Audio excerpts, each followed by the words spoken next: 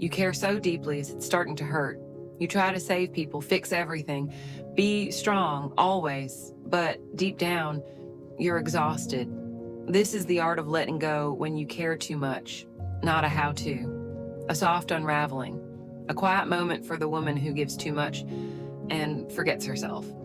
If you've been holding on too tightly to people, to expectations, to your own high standards, maybe it's time to loosen your grip, not because you don't care, but because you deserve to breathe again.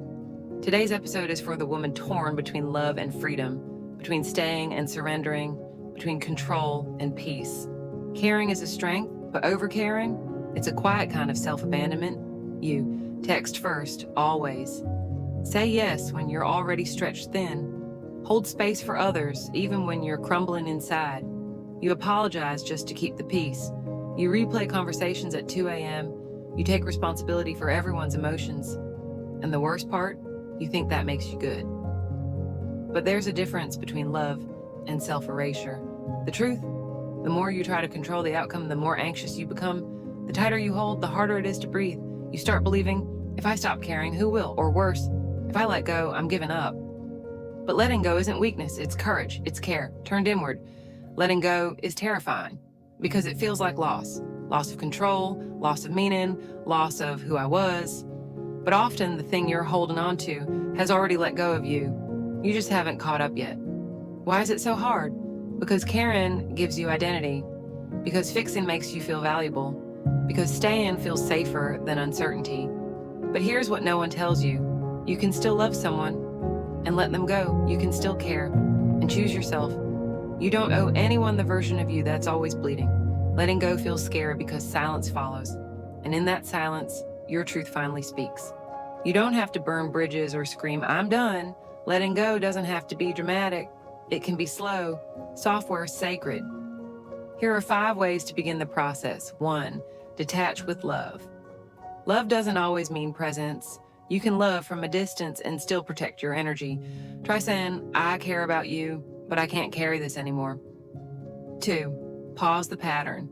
Every time you want to reach out first or pause, ask, is this out of love or out of fear?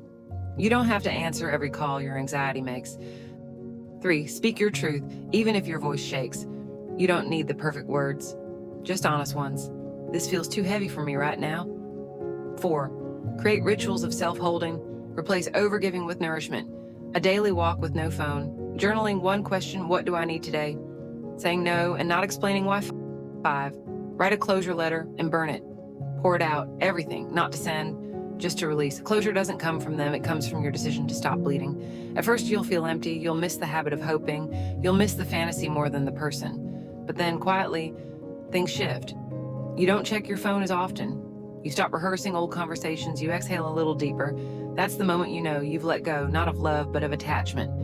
You become lighter, not colder, just wiser. You begin choosing yourself, not out of spite, but out of reverence. So if you're still holding on to people, to guilt, to versions of yourself you've outgrown, maybe now is your time, not to move on in a rush, but to move inward. Letting go isn't about forgetting. It's about remembering who you were before you began shrinking. And if you need a voice to walk with you, I'm here. We're here.